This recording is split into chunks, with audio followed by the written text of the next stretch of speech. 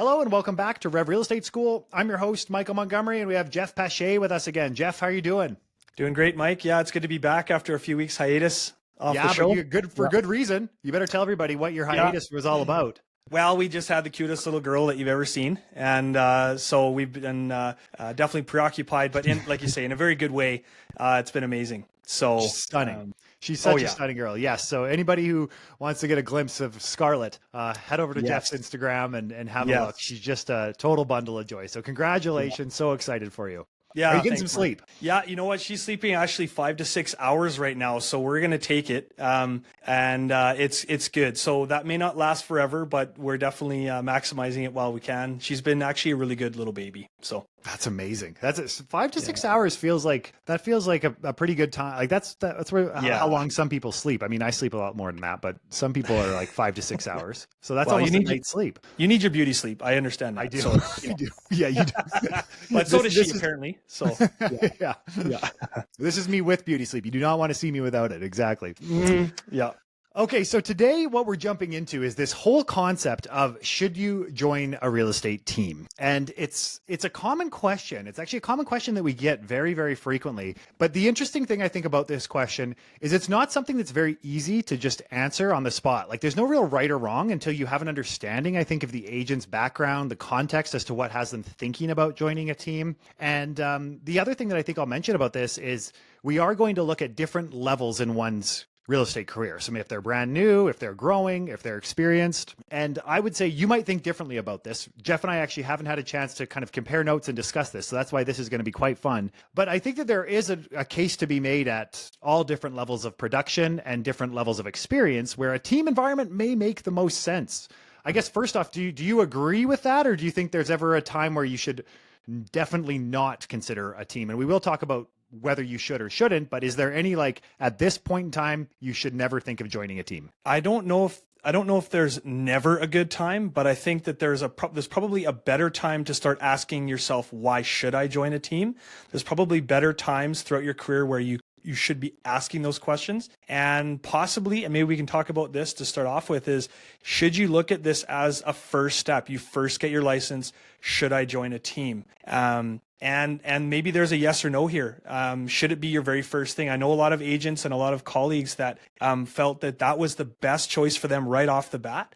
Mm-hmm. And we can kind of talk about why they thought it was good for them, but it may not be the same reasons for everybody. Totally agree. So let's start with that. Let's say that we're a relatively new agent. What are we defining that as? Like, of course, if you just got your license, but is there like a cutoff point as far as at this number of years, you're no longer considered quote unquote new in your opinion? Oh, that's a good question. You know, I would take this as, like super front end within the first, 3 to 6 months. Okay. I think after probably if you've got a solid year under your belt, a year to 2, and you've been doing it on your own, then possibly your reasons for wanting to join a team might be different. My guess, my knee-jerk reaction is to say when an agent first gets their license and joins a team, and maybe you agree or disagree, Mike, but it's often out of security reasons, feeling secure, surrounded by a team rather than going at it on your own. And that's often very common. Totally. So brand new agent, you're kind of less than 6 months in the industry. What are some of those questions that you would ask the agent to help guide them whether a team is the right choice for them at that point in time? Well, I think that when you join a team, often the expectation is that a team will provide client possibility, right? So whether that's through being provided with open houses, whether that's online lead generation that's being provided to the agent, at a cost. I think the question is very, very first question to be asked of any new agent is, do you enjoy doing lead generation? Like, is this something is prospecting something that's top of mind for you? Or would you prefer to pay for this? Because I think in a lot of team environments, you inevitably pay to be provided with leads of different kinds and follow up with those leads. So for example, I have a friend who joined a team because their pipeline was empty. And it was continually empty. And we could talk about reasons why that could be, but I think at the end of the day, this particular agent joined a team because the team offered them something. The team offered them leads. And so that's the name of the game in real estate is lead generation. And so it was a secure thing. It was, okay, I may have to pay for this by way of commission splits, but this is secure for me. And so that was a big reason why this particular agent went into it. And I know a number of newer agents for whom that was the same question. I don't know how to generate leads. A team is looking to provide me with some semblance of that. That's why I want to join a team. Got it. Yeah. And I totally agree. There's a few things that are immediately coming to mind for me. And the first one is this one that you're touching on. This is actually one of my pet peeves in this industry. And it's the fact that agents will join teams and say, I'm giving up 50% of my commission. They'll say, I'm giving up 50% of my commission. Now, as soon as you've been in this industry for longer than a few months, you know what is the hardest and most expensive part of real estate? Getting the lead. So a lot of times agents are so concerned about the fact, well, I had to call this lead, I had to convert this lead, I had to go and do the presentation, I had to go and show them a bunch of homes, and I'm giving up 50% of my commission. You, in fact, would have had zero commission without that lead coming in. And so this whole notion, I think, of giving up is the wrong mindset to have as an agent when you're going into a team mentality. Like, the hardest thing in real estate that any agent is going to do is not doing a transaction. It's getting the lead in the first place. Yeah. Getting the lead is the hardest thing that you're going to do in real estate, and the most expensive, frankly, too. So yeah, it's the cup is half full, not half empty, right? It's that exactly. It's that old metaphor, right? Yeah. It's how are you planning to show up to this thing, and what is your mindset? Yeah, exactly. Right.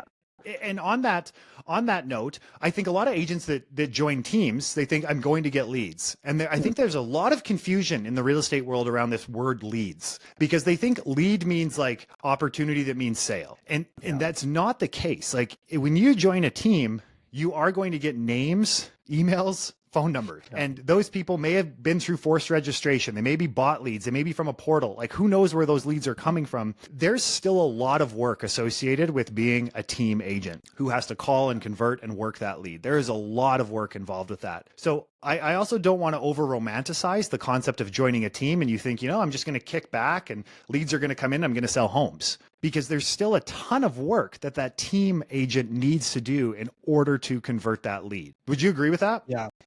You're absolutely right. Because at the end of the day, I'm of the opinion that it's still your business at the end of the day. So whether you've got a team name in front of it or whatever, you still got to put the hard work in and create something for yourself. And so I think that, the lead, you're right. It's, to sit back and say, well, I'm going to be provided leads. I know of other associates who have been provided like 300 names and none of them convert. And so, but they see that on paper, I'm going to get 300 leads out of whatever generator they're using, the team is using, and it really results in, to zero. So it's not a guarantee, I think is what we're saying is, it's not a guarantee that it's going to be financially viable to be part of a team if we look at it just from that perspective. Totally. And I think that there's agents who succeed on teams and there's agents who don't necessarily succeed on teams. And that's, if you don't succeed on a team, that doesn't necessarily mean you're not going to succeed in real estate either. Yeah. The other note that I think is worth making around an agent newer in their career is, an agent gets into this industry and yes, you want leads. I get it. You totally want leads. But agents who get into this industry also don't know nearly enough about real estate. Real estate courses don't do like a fraction of the job, in my opinion, that they need to do to prepare an agent to go out there and help people buy and sell real estate. And a lot of times as agents, we just think about this decision to join a team as leads, but really there's other components to it. And one of the main ones is just increasing our education, being surrounded by people who are doing real estate on a regular basis, which keeps us kind of just away from our own computer and in our own little mind. And it opens us up to other possibilities that are out there. We also see what other agents are doing. We see the issues that they're having, which then helps us become better agents. And then the third component I would say is this concept of culture. And I think a team culture, and I know of team cultures that are fantastic. I also know of team cultures that are wildly toxic.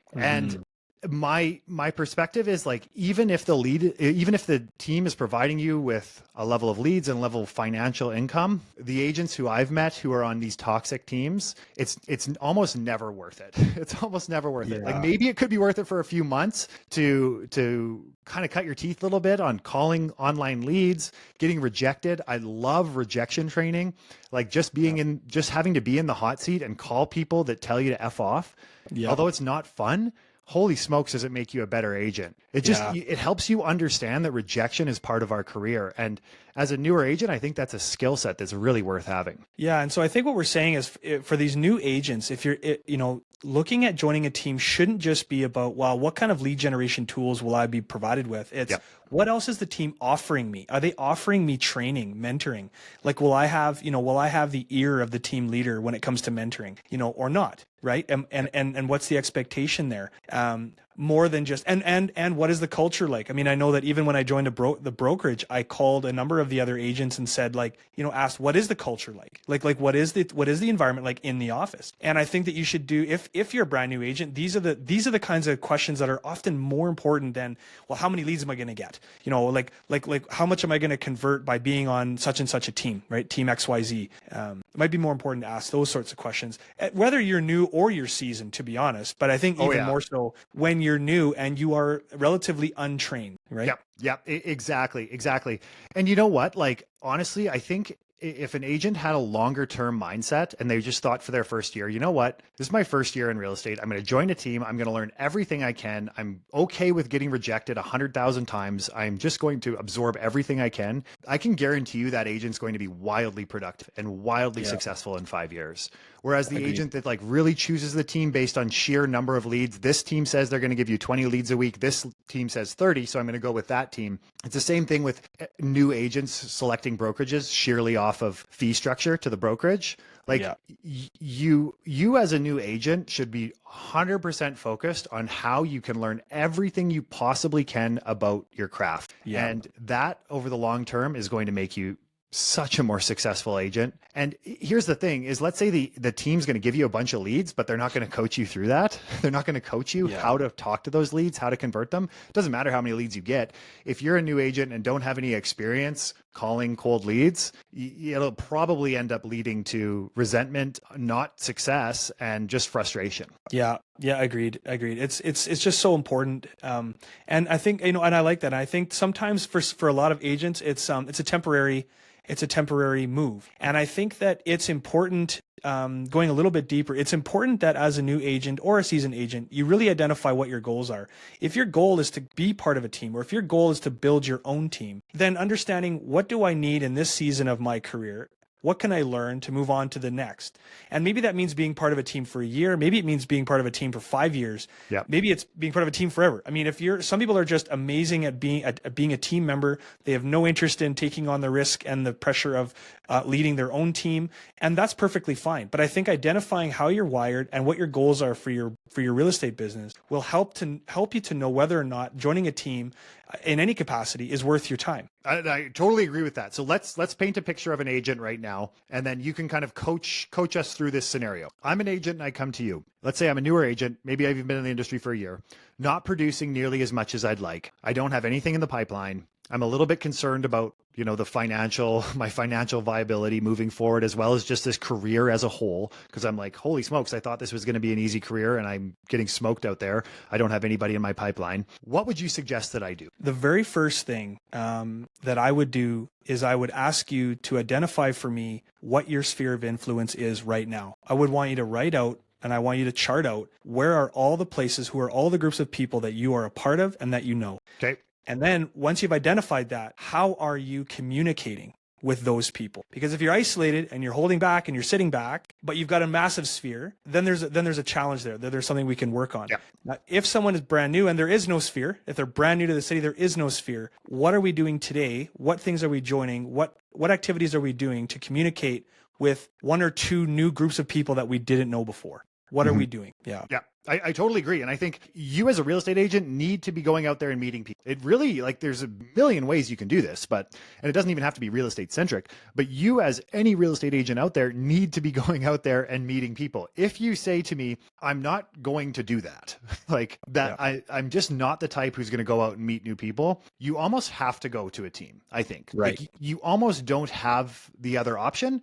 Now, over time, maybe you decide, hey, you know what? I can go out there and I can meet some people. This is going to be totally fine. If you are just going to be like, there's no way I'm going to call my friends and family, I don't want to have those awkward conversations asking for referrals. If that's just not going to happen, and you can be honest enough with yourself And that's okay. Like, I don't think it's bad if you look yourself in the mirror and be like, I'm not going to do this. In fact, you and I were just talking briefly earlier about an agent that I know very, very well. She's on a team, very successful agent, very, very successful agent. And she says to me, Mike, I'm on a team and I always will be because I refuse to call my friends and family. And this team doesn't require me to do it. Yeah.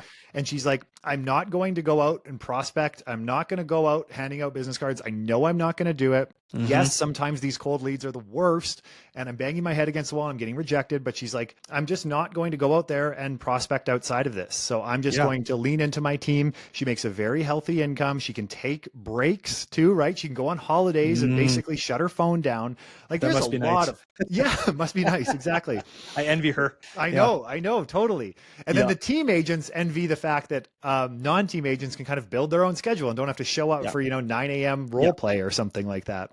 That's right. I think go ahead. I think that's what we're saying is there is no, first of all, I really respect the fact that she identifies that in herself and she doesn't, she knows where her limitations are, or what she's willing to put in and what she's willing to not put in.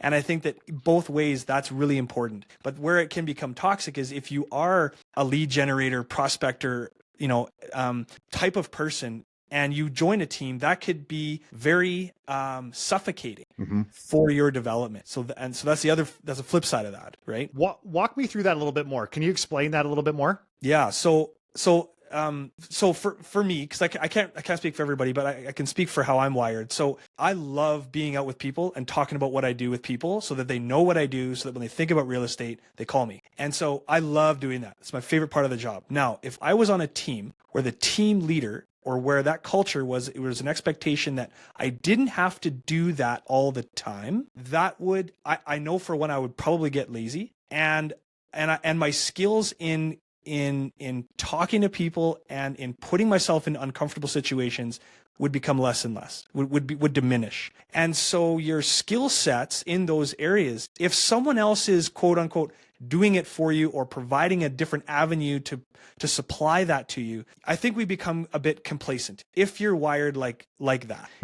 So it becomes suffocating in the sense that you should lean into your strengths. If your strengths are to prospect and to be with people and talk to people, then perhaps starting a team might be something down the road. And we can talk about that another time. But joining that team, being part of that, just in that sense, could be partially suffocating. That's totally fair. That's totally fair. And that's oftentimes why I see people leave teams too, is they've started to build up a network that's large enough and they can see themselves sustaining it.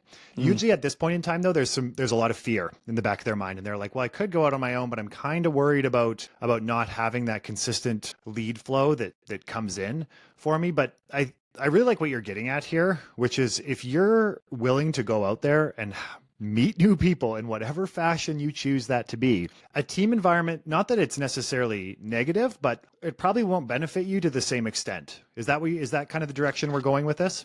Yeah, I just think of all the things I think a team can provide, and it's not just it's not just lead. But I do think that as far as building your business and driving business and where your cap could be, you may find that you don't reach those plateaus or you don't reach those milestones as quickly as if you were to do it on your own. But what I would say is if you are that extroverted sort of personality where you love being with people and you're comfortable with people, I think a team can provide a culture and a co-work experience that you often don't get as a solo agent, right? Where we're on our own a lot of the time. I mean, we're with clients, but we're often not, in these scenarios where iron is sharpening iron, where we're talking with other teammates and what they're doing on a regular sort of basis, right? So I think that it can still offer those types of personalities a lot of different things. But I think when it comes to how far your reach could go and how much business you could be doing, it may be maybe. And I totally agree with you. So when it comes to team formation and building a team, you also have to think it from the team leader's perspective. Like, let's say they have 5 agents and agent 1 is selling 50 homes a year. Agent 2 is selling 2 homes a year. Agent 3 is selling 2 homes a year. So everyone else is selling 2 homes a year. The team leader looks at that and like, okay, well, we clearly have agent 1 who's producing at a very high level. And what we need to do is either increase how well the other ones are doing, or in a sense, almost take some of the leads away from agent 1 because they're busy. They're super busy so that agent 2, 3, and 4. Now, this is assuming that agent 2, 3, 4, and 5 are of equal caliber. We have to redistribute those leads so that these people end up becoming busier and we don't overwhelm agent one. So you don't want as a team leader to overwhelm one agent and have them just completely burn out either. So you do have to redistribute the leads appropriately. This is, again, assuming that all agents are of equal caliber, which usually at teams they're not. There's differing levels. But I think what you're touching on here, and this now moves us over to the solo agent conversation. Your cap, as in like how high you can go as a solo agent, it's more dictated by how much time and how much leverage you have. Whereas a team, you also have this controlling aspect of the team leadership, which does offer a lot of value. But we also need to understand that if you're the type who's like, I'm a total grinder and I want to get to the top and I want to make sure that I'm producing at the very highest level that I possibly can, you might have more of the personality that's going to benefit from the solo agent direction or even building a team yourself. What are your thoughts on that? I absolutely agree. I mean, your cap might be like, you may not reach the same level of production, but I think that, again, if you're the team leader, you've got to look at it in different ways. And as the team member, you have to understand that that's how it has to be run. That's just how it has to work. Yep.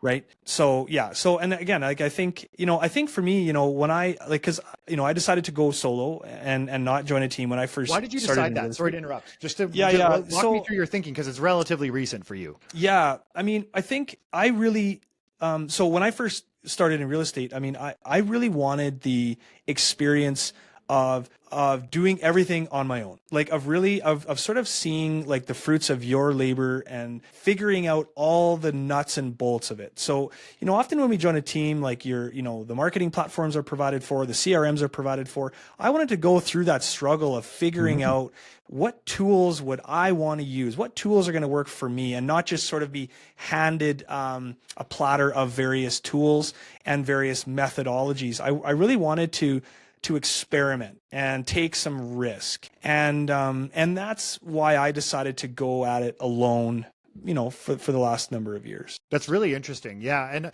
usually, like, if an agent comes to me and they're brand new, I usually advocate for them to strongly consider a team. Strongly consider a team so that you can learn. You can start making some calls, talking to people, doing some open houses, like starting to get out into the industry. But your perspective was more so, I kind of want to tinker and do things my own way. Now, did you have the fear that you weren't going to make enough money to keep a roof over your head in your first year? Yeah, I mean, definitely. There was definitely fear of when that first sale was coming. Although I really trusted that. Were you 6 months for your first sale? It was about 6 months, and my first sale I only made about $2,000. It was, $2,000 is $2,000, and it was helpful. But it was a little house in Champion, Alberta. It was this little tiny rural. You'll always remember house. The first one. Yeah, it was great. Lovely lady that moved from Montreal. But it took me 6 months, but then it really started rolling. And I think, I was there was fear. I mean, definitely. But I was excited at the prospect of building something on my own and then eventually being able to share that with somebody. If I started my own team or if I brought on a partner or whatever. Which we're going to discuss, because this is also kind of leads us to where you're going with your business, which is potentially bringing somebody on.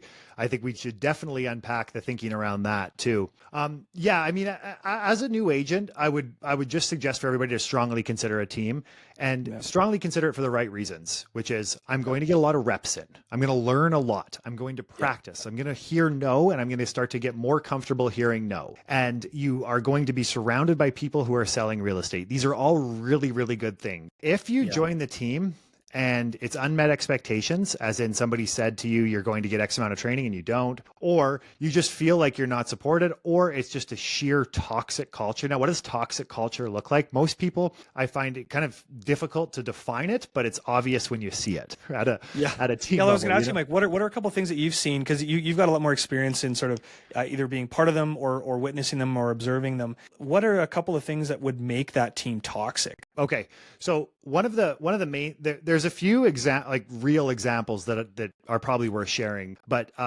one of the main ones I would say is there's a couple of things, but one of the main ones would be how the conversation flows between the team leader and the agent. So some team leaders aren't necessarily really good team leaders, and some of their communication with the agent is almost like belittling, in the sense of like they're really just looking at the agent as, you are a means to put money in my pocket. So if you are sensing that, like, the agent is just a vehicle for the team leader to put money in their pocket, in my opinion, you're going down the road of toxicity. And the way that you'll determine that is somebody being like, well, why didn't you sell them house? Well, why didn't you convert them? Well, why? Instead of like, help me understand, how can we help you through this? It seems subtle, but there's a big difference between a team leader coming down on why you're not doing something and a team leader saying, how can I help you get there? Like, is there some sort of blocker here? Now, when it goes too far down the toxic culture, seen this, won't name any names, but where you start to have relationships between team leader and agents. And so there's actual like true relationships going on, whether they're real relationships or whether they're just having fun. That gets very, very dangerous. The other thing is if the team leader, I think as a team leader, like there's nothing wrong with having a little bit of ego. I think you almost like, it's kind of like really successful athletes. They're going to have a little bit of ego, and that is a good thing. Yeah. But if the team leader is way too egocentric, to me, that leads to a toxic environment too. We kind of have this like God complex that like my team runs the show everywhere here and nobody else matters. That to me is also big toxicity, and also team leaders speaking very negatively about other team leaders. Same thing about brokerages. If you go and interview with a brokerage and one broker is just like, let me tell you why all these brokers are bad, you don't want to go to that broker who says everyone else is bad. It's usually a toxic culture. Yeah. Like you have to, you know, whether you're a leader or a member, you know, staying humble is the single most important attribute I think we can carry with us, you know. Yeah. And just care for your agents. Just frickin' care for them. You know, like these agents that are on teams are really trying to make a go at it. And it's true. Like there are times where we need to, if we have employees or we have team members, sometimes we do need to ensure that they're on track and they're staying motivated and they're keeping accountable. That is part of our job. But oftentimes when they're falling off track, there's a reason for it. You know, there could be something going on. There's something blocking them when it says when they're supposed to make 20 calls that day and they make 3. Well, there's some limiting belief in their mind. And so how as a team leader can we coach them through that? And if it's not the right environment, it's the same thing at a company. Really good leaders at companies, they do fire people for lack of performance, and team leaders should do the same. Like as an agent, if I was on your team and I'm not holding up my end of the bargain, you should let me go. But you know, really good employers, when they let somebody go, they basically say this to them. They're like, you know, I think your skill set's going to be better suited elsewhere. Let me help you find somewhere where you can flourish. Yeah. And I think a lot of times team leaders, there's some resentment and they're just like, fire that agent, or the agent leaves and they're upset at the agent for leaving. And it's like, well, can I help you find a better place? Like, where are you off to? Can I ensure that you get all settled in there? And don't burn those bridges. And even as a team agent, when you leave, don't burn that bridge. These are very important relationships to nurture. Yeah. And I think and speaking to that, I think, you know, sometimes there's fear in joining a team, but there's often maybe more fear of, oh, well, I can't leave them because then I would lose my ground underneath me, so to speak, right? But if it's toxic enough, as you're saying, you have to leave that environment. I mean, that's, you know, let the fear of where's the business going to come from if I'm doing this. Let's say you've started on a team and you've allowed the team to help, you know, provide leads and do all these things, but the team environment is toxic. It's super, super important that you leave that team. I mean, that's, to me, you know, whether you're on your own just temporarily, you know, I think is much, much better and healthier than staying in an environment like that, where you're really going to you're going to just get discouraged and you're going to You are. And I think agents that are in those environments will know it. There's a number of different definitions of what a toxic culture can look like, but you definitely need to go the other direction there. One other thing that I'd like to bring up, and then we can go on to more seasoned agents, is one challenge. And actually I've had 2 teams over the course of my career, learned a lot in going through that process. But one thing that an agent will oftentimes say is this whole concept of, well, if I join the team, I can't brand myself. I have to brand myself under the team name. And to me, that is like the last thing you should ever worry about if you are on the newer side, even if you're on the experienced side. Branding yourself and having your own branding, not to say that there's not some really good value in having your own look and feel, but I mean, having a nice look and feel isn't necessarily going to put a lot of food on your table initially. Yeah, Like you I need totally agree. reps, you need repetition, and Yeah. you need to get told no multiple times. And Yeah, I wouldn't worry that's a about great that point. element. It's just one thing that came up when I was forming my team. A couple agents were like, but I don't get to brand myself. And I'm like, is it really that big a deal? Like if we're not producing, why are we so worried about branding ourselves? Let's worry about getting deals done first. I couldn't agree more. Like, and that's, yeah, it's really funny you say that, because I've had conversations with agents where that's also been a sticking point. And you know, you're absolutely right. Just because you have the shiniest logo and it's on the most amount of billboards doesn't necessarily mean you're transacting as often or as frequently as someone who's just doing hard, you know, working harder, you know, Yeah. on a day-to-day basis. You know? Totally agree. Totally agree. Let's shift now to somebody who's maybe a little bit more seasoned, and even let's say somebody who's quite experienced. What are some reasons, and maybe the reasons are the same, but what are some reasons for them to decide, hey, you know, because they're a solo agent and they're like, hey, maybe it's time to try a team. And I have had a number of agents do this. Well, what I guess would be some signs that agent should consider a team if they're experienced? Yeah, so like I say, I know an agent who's been in the industry for probably 16 years, and you know, did fairly well. But just through a number of hiccups and bumps in the road, the business, you know, isn't doing as well. And like I mentioned earlier, you know, the pipeline was empty. So he's using a team now as sort of a way to restart his business. Yeah. You know, being around teammates every day in an office, you know, like this particular team has an office space, and you know, he's able to rub shoulders with other seasoned and newer agents and relight the fire basically for his business that kind of drifted away. So I know this isn't quite maybe exactly where we wanted to go, but for seasoned agents who, you know, are maybe more burnt out. So on the burnt out side of things, it could be a way to sort of reignite and re-inspire your own business. And it could, again, just be a temporary move in order to do that. But it's certainly, the way he mentioned it, you know, he had to eat a few pieces of humble pie, he said, because even the leader actually doesn't have as many years, or I think has maybe just the same number of years of experience as he does. And this particular leader runs a very successful team, incredibly successul. And so that's a bit tough for him, I think, to swallow. But he does it, and he knows he's doing the best thing for himself and for his business to be there. Yeah, you know what? I love that, because a lot of times our ego gets in the way of some of the decisions that we make in life. And if we didn't have that, if we didn't care about what anyone else thought, what's the decision he'd make? Well, he'd probably go join the team because he has an understanding that right now is a little bit of a dry patch in his career. Yeah. One other thing that I would urge more experienced agents, when they're joining onto a team, the conversation should also be along the lines of how you might be able to influence the team. So instead of you as the experienced agent just making dials, which of course you were going to make on any team because they're spending a ton of money on getting you names and phone numbers. So that is going to form a big component of your team. But do you have a voice on the team? Do you have the ability to come in and help move the needle forward on the team and have a voice at the team? Or are you just kind of a cog in the wheel? I'll say this from a team leader perspective. Agents come and go as a team leader. Team leaders become very comfortable with the fact that you're going to come and you're going to go.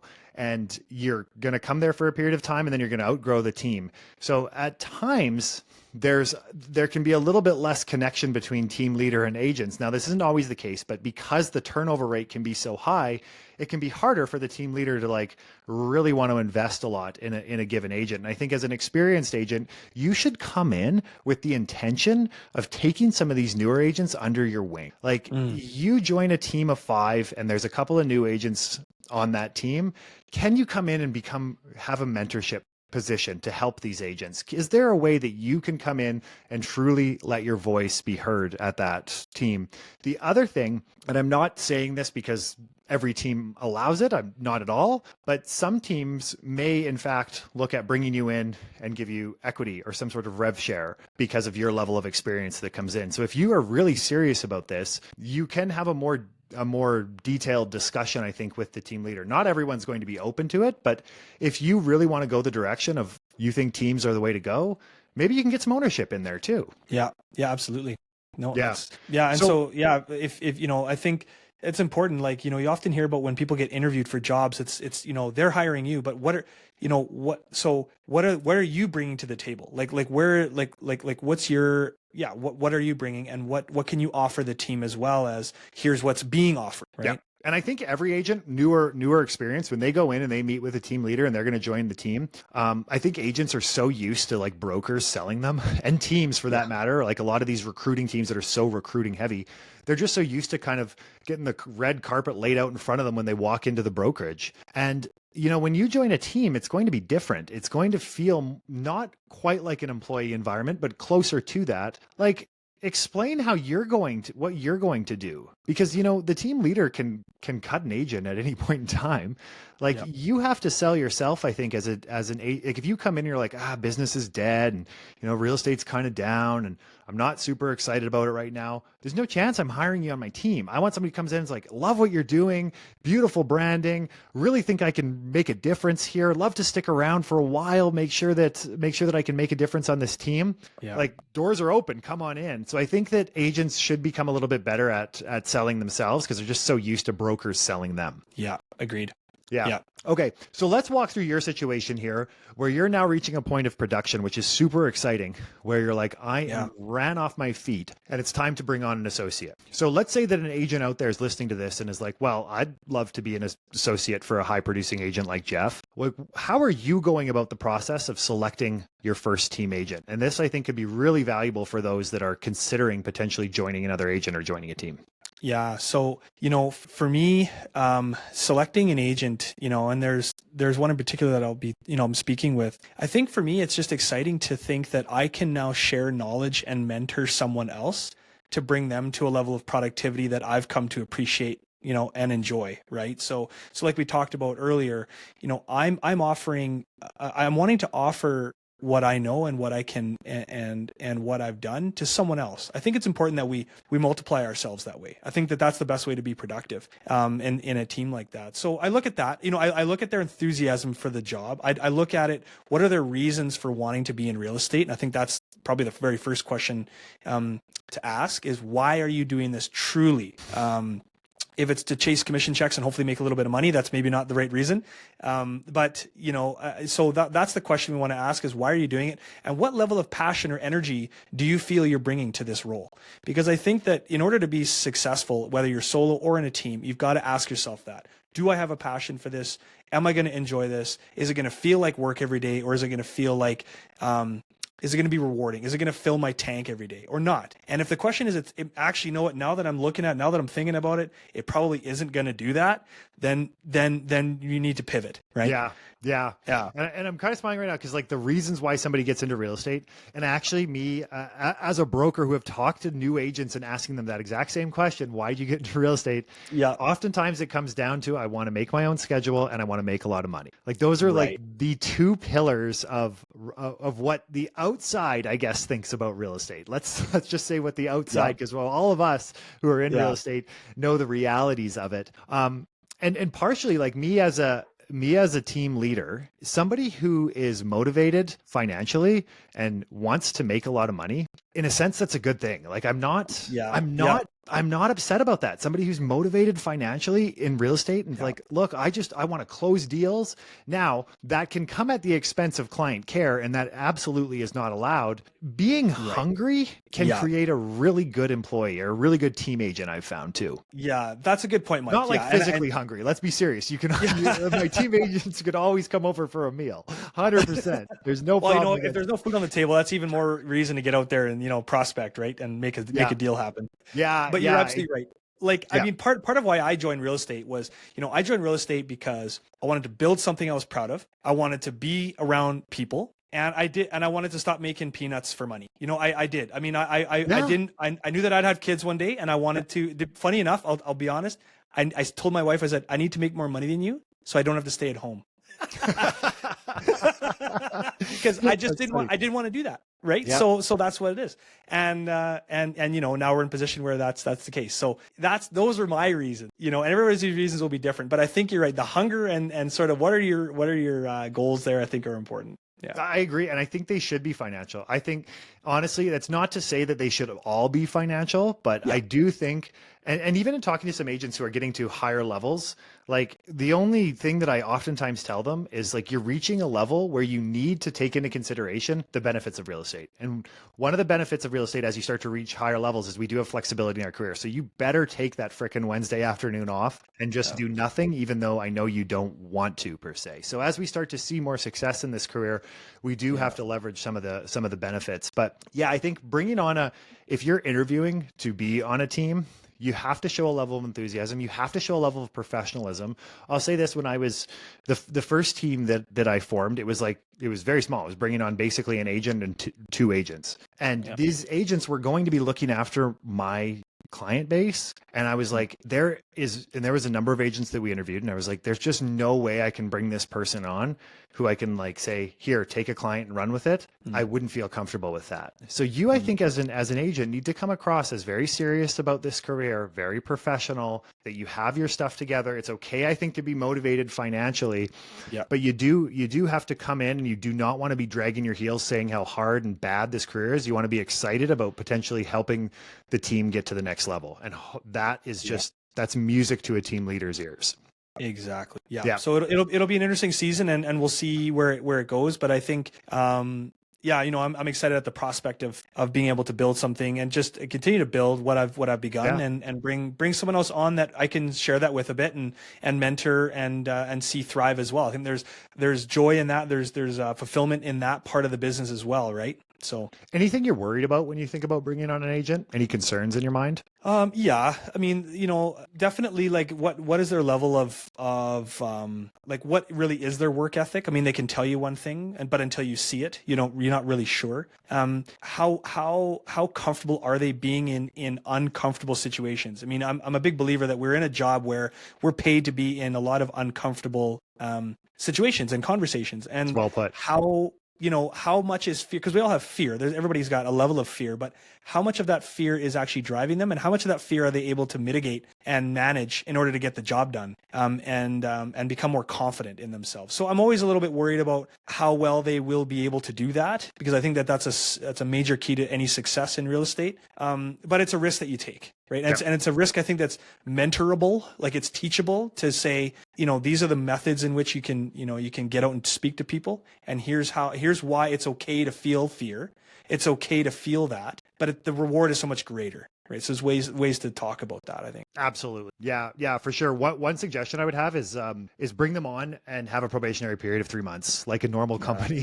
And that's because, a good point. Yeah, some people, especially like good agents, can sell themselves very, very well and can sell work ethic, but until you see them in the field, until you have them work on a client and you actually get feedback from that client, you don't 100% know. Another question I have for you, which we can cut out if you would like, but what are you thinking about as far as compensation structure is concerned? I don't have an answer for that. I know what some of the other teams are looking at, how they operate with their compensation. Part of me has to feel like what I'm offering is worth what I'm taking. And so what I'm going to provide this person is still, it is still to be determined in some regard. And based on that, I don't want to be greedy. I just feel like it has to be a fair scenario. So I don't know if there's a number in mind, Mike. I'm not really sure I'm quite there yet. That's fair. I'm still learning I'm still kind of learning what other teams are doing and why they're doing it that way. And to figure out what the compensation should look like fairly. Yeah.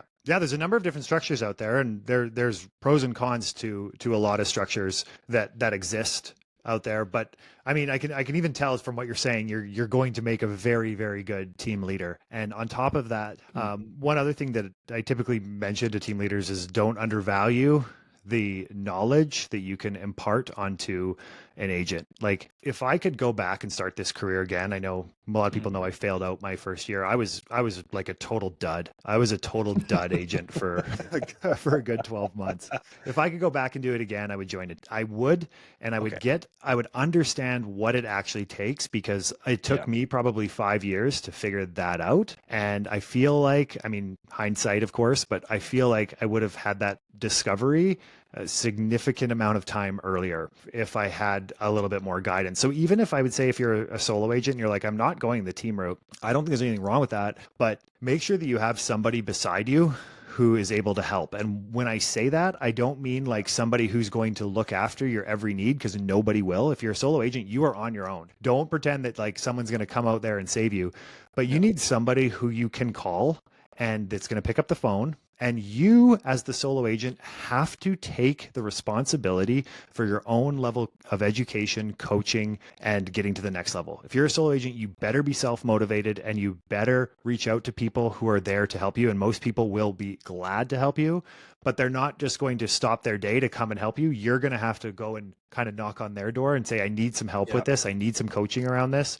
9 out of 10 agents are going to, or brokers for that matter, are going to gladly come to your rescue and try and help you.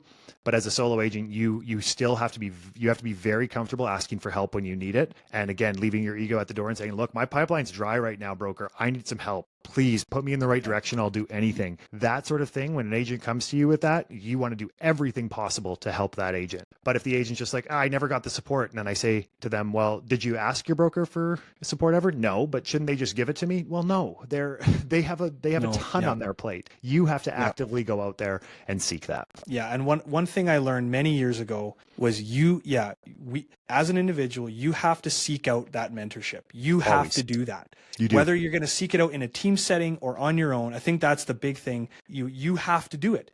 Like, you have to do it. And if you haven't been, perhaps this is the kick you need a little bit to do that. And that's the first step. Totally. For sure. Totally. Don't expect your broker to just come knocking on your door every few weeks to say, hey, how's everything going? If they do, fantastic. They probably have a little bit more flexibility built into their schedule, or they have the staff members in order to help with that. But take responsibility for getting yourself to the next level and leaning in. I totally agree. Yep. Jeff, wonderful episode. Thank you so much for taking the time, and keep us posted. I think as we continue, let's hear how this journey goes with your first hire. Very excited for you. It's always an exciting moment when that happens. So keep us posted on how that goes. Yeah, a pleasure as always, Mike. Love being on the show with you here, and we'll keep you posted on how this goes. Successes and failures. Yes, those two. Exactly.